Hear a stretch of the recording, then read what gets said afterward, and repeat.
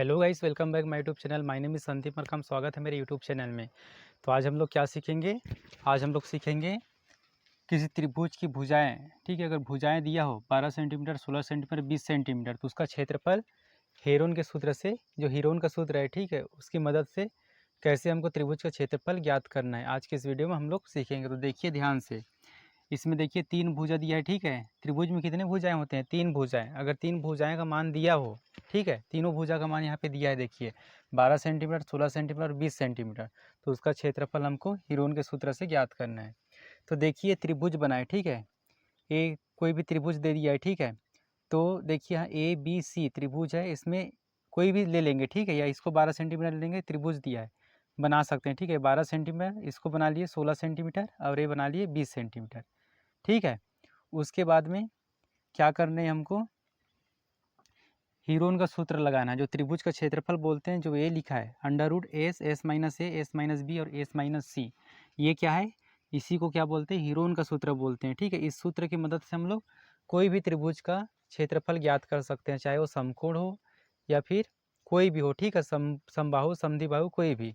तो ये सूत्र बहुत काम का है। ठीक है, तो इस सूत्र क्या होता है, जो इसी को क्या बोलते हैं हम लोग? हेरोन का सूत्र बोलते हैं। तो क्या है? तो देखिए क्या होता है, एस, एस माइनस ए, एस माइनस बी और एस माइनस सी। ठीक है, तो इसमें देखिए, इसमें जो ए बी सी दिया है, ठीक है, ए बी सी दिया है, वो क्या है? त्रिभुज की भुजाओं की लंबाई है। ठीक है, क्या है? भुजाओं की लंबाई है ए बी सी। और एस क्या है? इसमें अर्ध परिमाप कहते हैं। ठीक है, परिमाप किसको बोलते हैं? जो चारों ओर का एरिया है। और अर्ध मतलब क्या होता है? हाफ होता है। ठीक है, आधा। तो अर्ध परिमाप को एस से प्रदर्शित करते हैं। ठीक है, तो अर्ध परिमाप का फार्मूला क्या होता है? देखिए ए प्लस बी प्लस सी और बटे में क्या होता है? 2 होता है। ठीक है, तो जब तक हमको ये अर्ध परिमाप का सूत्र पता नहीं रहेगा, तब तक हम लोग हेरोन का सूत्र नहीं लगा पाएंगे, क्योंकि इसका मान जब पता रहेगा तभी तो हम लोग एस के जगह में रखेंगे। ठीक है, तो हमको सबसे पहले अर्ध परिमाप का सूत्र हमको पता होना चाहिए, उसके बाद में ये सूत्र लगा करके आसानी से हम लोग त्रिभुज का क्षेत्रफल ज्ञात कर सकते हैं। ठीक है, तो चलिए ज्ञात करते हैं।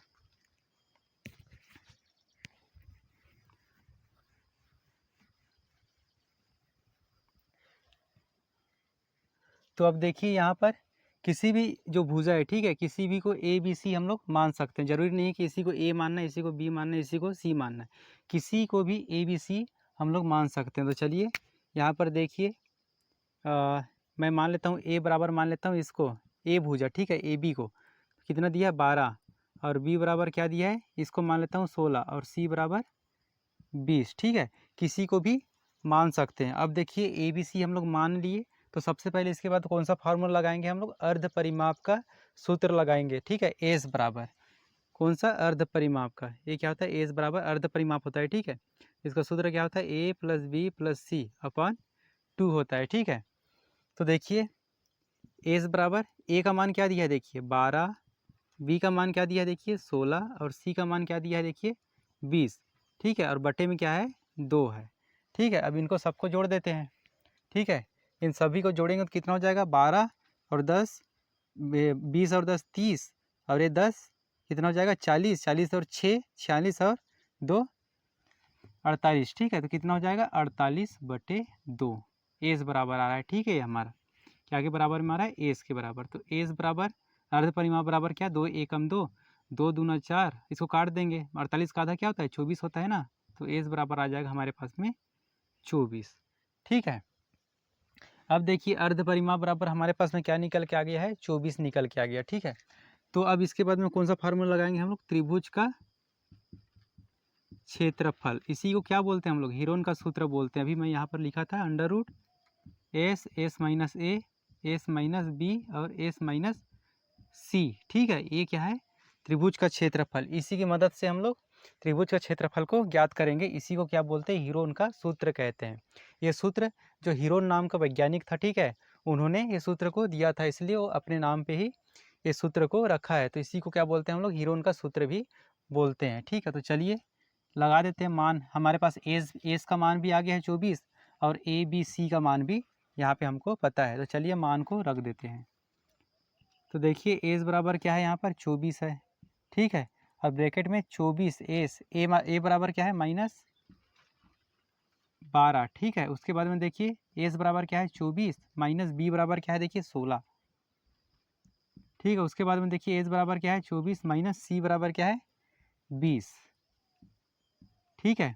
तो देखिए जो मान था ए एस का और ए बी सी का उसको हम लोग रख दिए, ठीक है। अब क्या करना है देखिए इसको, चलिए कैलकुलेशन करते हैं।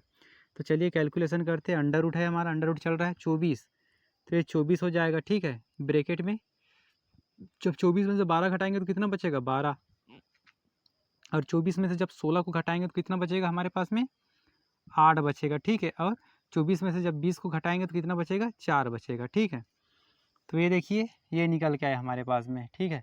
अब देखिए ये आपस में सब क्या है गुणा में है, ठीक है। क्या में है गुणा में, तो 24 गुणा 12 गुणा 8 गुणा 4 लिख सकते हैं आसानी से, ठीक है। आगे यहाँ लिख रहा हूँ मैं, लिख सकते हैं ना ऐसे, ठीक है, आसानी से लिख सकते हैं।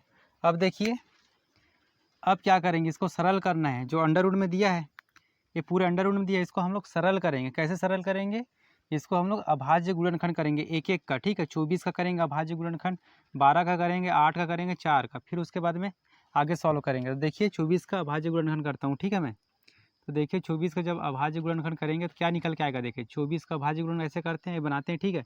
2 से भाग देंगे, 2 बार हम 24, 2 छंग 12 और 2 तिया 6 और 3 एकम 3, एक के आधे तक भाग देना है, ठीक है, सबसे छोटी छोटी संख्या में। तो देखिए क्या क्या निकल के आया, 2 गुणा 2 गुणा 2 गुणा 3, तो क्या लिख सकते हैं यहाँ पे 2 गुणा 2 गुणा 2 गुणा 3, 24 के बदले में ये लिख सकते हैं, ठीक है। अभाज्य गुणनखंड निकालें। अब किसका अभाज्य गुणनखंड निकालेंगे 12 का। तो चलिए 12 का निकालते हैं। 2 छंग 12, 2 तिया 6 और 3 एकम 3, क्या निकल गया 2 गुणा 2 गुणा 3, 2 गुणा 2 गुणा 3 निकल के। अब 8 का करेंगे अभाज्य गुणनखंड। तो देखिए 8 का करेंगे तो क्या निकल गया 2, 2 चौकी 8 और 2 दूनी 4 और फिर 2 एकम 2, 3 बार से 2 निकल के आए, गुणा 2 गुणा 2 गुणा 2, ठीक है। और देखना गुणा 4 का भाज्य गुणनखंड करेंगे तो क्या निकल के आएगा, देखिए 4 का 2 दूना 4 और 2 एकम 2, मतलब 2 गुणा 2। तो इतना सारा देखिए जब हम लोग अभाज्य गुणन किए तो इतना बड़ा बन गया, ठीक है। ये सिर्फ हम लोग अंडर रूट को हटाने के लिए कर रहे हैं, ठीक है। अब क्या करना है इसके बाद में देखिए अंडर रूट से बाहर निकालना है। बाहर कैसे निकालेंगे, देखिए 2 2 का जोड़ा बनाना है। देखिए ये 2 का जोड़ा बन गया, यहाँ पर लिख रहा हूँ, ठीक है। इसके आगे देखिए अंडर रूट तो बाहर लिखेंगे, ठीक है। तो देखिए इसको 2 जोड़ा बन गया तो एक बार से बाहर निकाल देंगे अंडर रूट के, ठीक है, इस तरफ पे सामने में। तो देखिए 2 बाहर निकल गया, गुणा देखिए अब एक बार जोड़ा बना है, ठीक है। और जोड़ा कहाँ बन रहा है, यहाँ बन रहा है 2 का, तो एक बार से और 2 लिख देंगे, ठीक है। और कहाँ बन रहा है, देखिए यहाँ पर बन रहा है 2 का जोड़ा, तो ये 2 लिख देंगे। उसके बाद में ये यहाँ पर बन रहा है जोड़ा है 2 का, और तो एक बार और 2 लिखेंगे, ठीक है। उसके बाद में देखिए लास्ट में 1 2 है और यहाँ पर भी 1 2 है, ठीक है। तो और बन रहा है 2 का जोड़ा, ठीक है। और लास्ट में देखिए क्या बचा है, अब देखिए तो ये 3 बचा है और एक 3 यहाँ पे बचा है, ये भी जोड़ा है, ठीक है, क्योंकि गुणा में है तो इसका भी गुणा कर देंगे। तो क्या निकल के आया हमारे पास में, देखिए 2 गुणा 2 गुणा 2 गुणा 2 गुणा 2, कितने बार 2 का 5 बार है, ठीक है।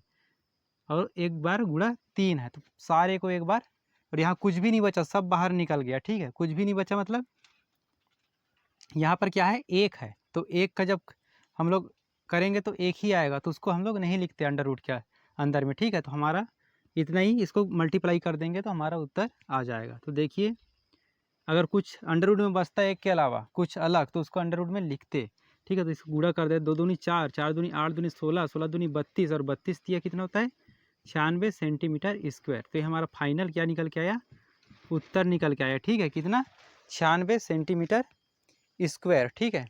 तो इस प्रकार से हमारा उत्तर निकल जाएगा। यहाँ पर ध्यान दीजिए अगर अंडर रूट के अंदर में कोई संख्या बच जाता है एक के अलावा तो उसको बाहर निकाल के, जितना जोड़ा बनता है उसको हम लोग बाहर निकालते हैं और जो बचता अंदर में उसको भी यहाँ लिखते, ठीक है। लेकिन यहाँ पर हमारा कुछ बचा ही नहीं एक के अलावा, इसलिए हम लोग हमारा आंसर 96 सेंटीमीटर स्क्वायर आया, अंडर रूट में नहीं आया है। तो इस प्रकार से हम लोगों को त्रिभुज का क्षेत्रफल को निकालना है, ठीक है। त्रिभुज का क्षेत्रफल निकालने के कई सूत्र हैं, ठीक है। तो एक और सूत्र है, अगर हमको ऊंचाई और आधार दिया रहता तो एक अलग सूत्र है, ठीक है, 1/2 गुणा आधार गुणा ऊंचाई, उसकी मदद से निकालते। लेकिन यहाँ पर हमको तीनों भुजा का मान दिया था तो हम लोग आसानी से अर्ध परिमाप का सूत्र लगाएं और हीरोन का सूत्र लगा करके त्रिभुज का क्षेत्रफल आसानी से निकाल लिए। वीडियो अच्छा लगा तो वीडियो को लाइक करें, चैनल पहली बार चैनल को ज़रूर सब्सक्राइब करिए। धन्यवाद।